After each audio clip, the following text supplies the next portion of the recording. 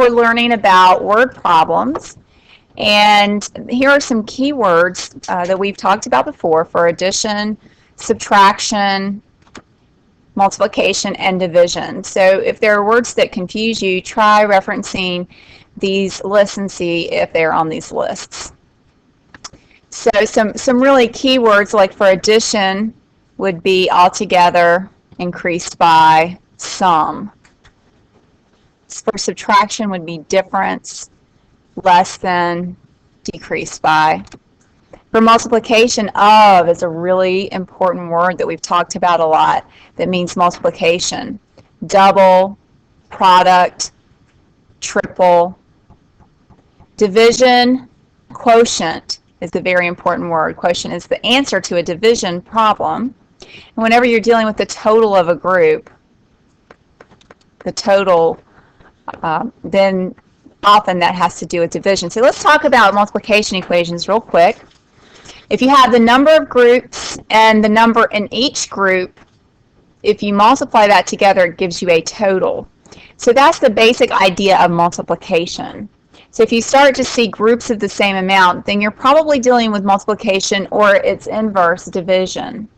So if we're given the total amount and the number of groups, and we're asked to find the number in each group, what's that going to be? What operation?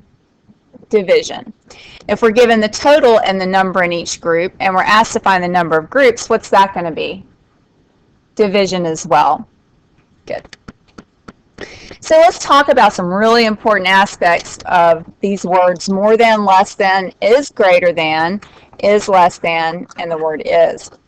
More than means you take whatever it is that something is more than and you start with that thing first. So let me show you exactly what I mean. If I have something like 6 more than x, that actually means that I started with x and I increased it by 6. So more than would be written the opposite order of the way it's read, which is unlike how we're going to be writing other things. Typically, when we translate, we always have to translate exactly as the words are written. So what we're focusing on today is learning to take math notation, and we're learning to take words and translate those words into math notation.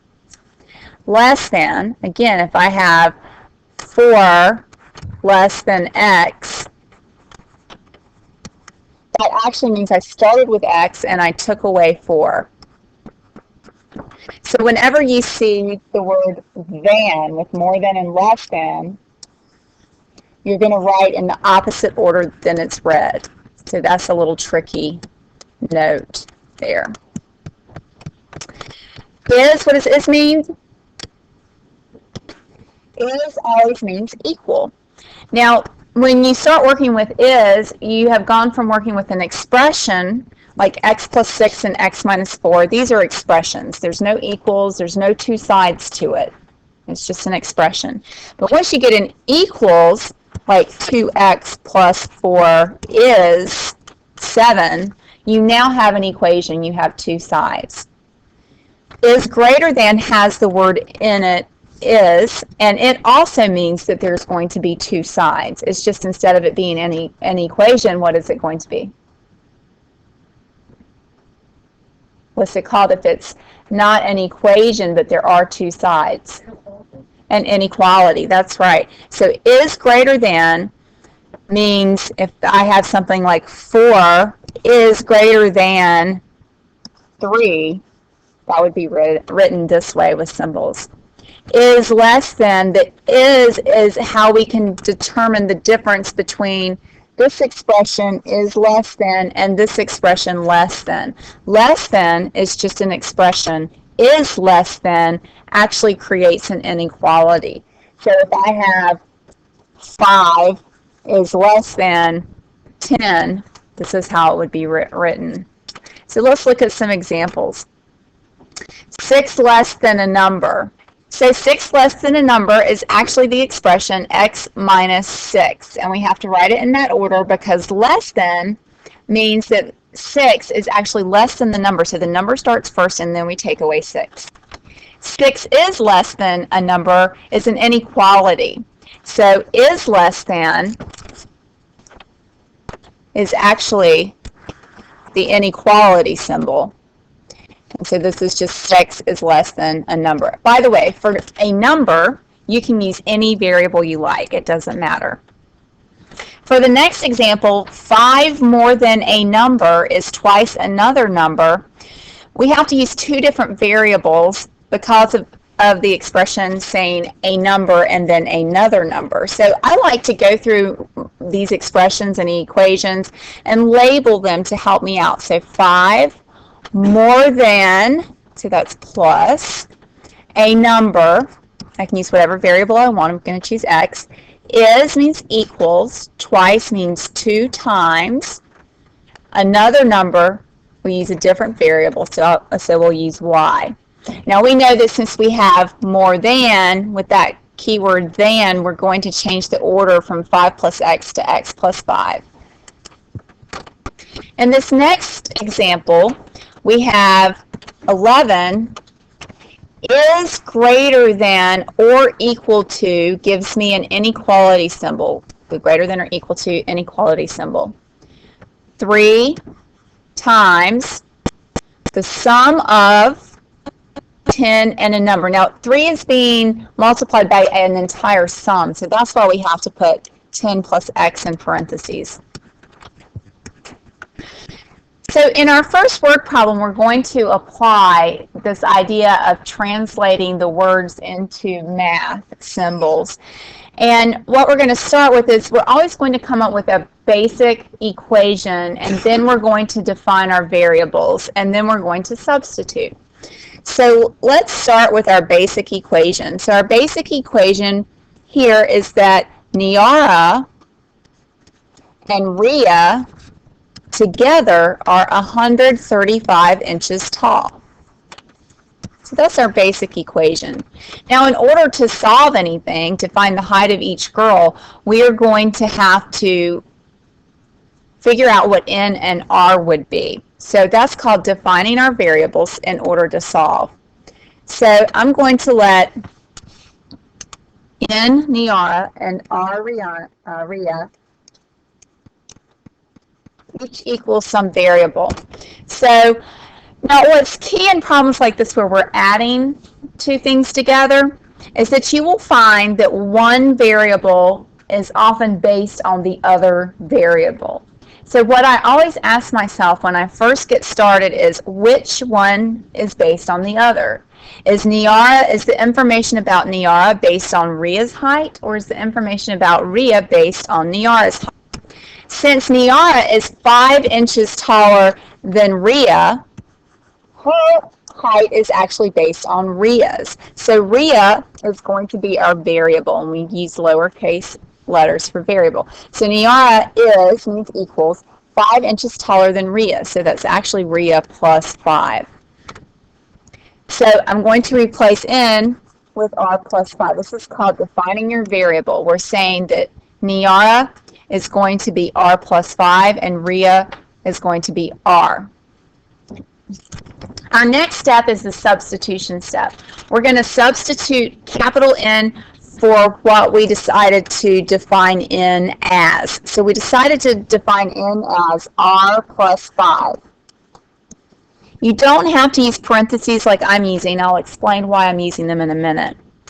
Then we're going to replace capital R with the variable that we decided to define that capital R with, which is the lowercase r. Now, the reason that I use parentheses is to emphasize the fact that I have both n and r. If I didn't use parentheses, my equation would look like this. And this is not wrong. This is fine. You can leave parentheses off if you want.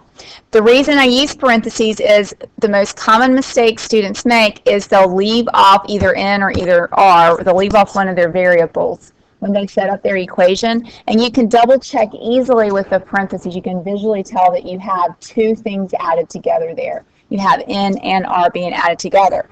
Whereas if I leave off, well, this is what a lot of kids do. They'll put r plus 5 equals 135, and they'll leave off the other r, And I can tell I haven't left it off if I have those parentheses a lot easier. It's just easier to look at. So that's just a little tip to cut down careless mistakes. So our next step is going to be to add our like terms. So we have 2r's plus 5 equals 135. And the next step is add -5 to both sides. So you get 2r plus 0 equals 130, or 2r. You don't have to show the plus 0 step unless it helps you, which it does help a lot of people.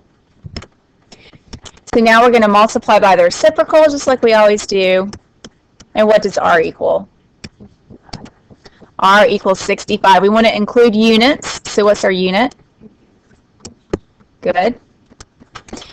Now, what we're going to do is come back up to where N and R are defined in order to completely answer the question. Because what are we finding? Right, so we're not done yet. If we stop here, we lose a lot of points, right? And we haven't answered the question. So N is going to equal 65 plus 5. We need to plug in the answer or substitute the answer in for the equation to find the height of N. So how tall is Nia? Good. And how tall is Rhea? And so the next thing we do is we add together Nia and Rhea and make sure they equal 135 inches. That's our check step. So we'll be able to tell if we did it right or not, which is really nice. They do equal 135, so I know I have the correct answer. 60 people are going to a hockey game together. How many cars are needed if they are traveling with 4 people in each car? Now, I bet we could all do this problem really easily. However, what I'm going to challenge you to do is to write an equation where there's a variable on the same side, where there's a number on the same side with the variable of your equation. So you're going to set up an equation, and I want you to have a variable. We'll use x, doesn't matter. And I need to have a number over here with x and a number over here by itself. So the equation would be 4x equals 60. Now, this is what a lot of people want to do. They want to tell me the equation is x equals 60 divided by 4. But when you start out writing the equation, what I want to see is I want to see something happening with that x. The x should not be by itself because that's actually one of your middle steps, right? That's in the process of solving. So what we'd actually do to solve this equation, because we don't really show with division at this point, let's do multiply by the reciprocal, of course, on both sides. And our cross canceling is where that division comes in, right? Of course, what's the answer? 15, which hopefully all of you were able to figure out at the very beginning when you saw this problem, since it's pretty easy. So what would our unit be? Cars, 15 cars. Make sure you include your units. The first book in the Twilight series had 180 less pages than the last book. Together they have 1,230 pages. Find the number of pages in each book.